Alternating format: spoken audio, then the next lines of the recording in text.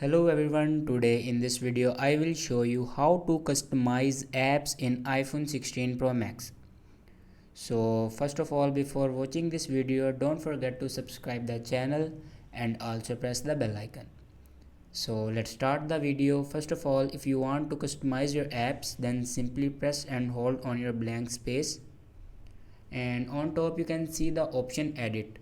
Now click on edit and then click on customize, and here you can customize your apps: light mode, dark mode, automatic and tinted. Here you can select any color you want, and here you can see the option small and large.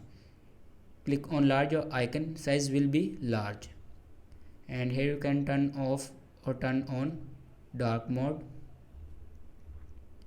and you can set a password on your apps like this: require face ID,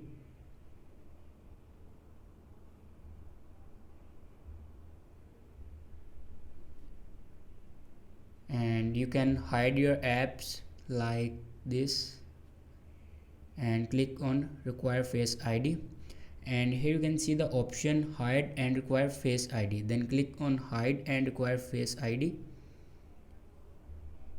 and your app will be hide.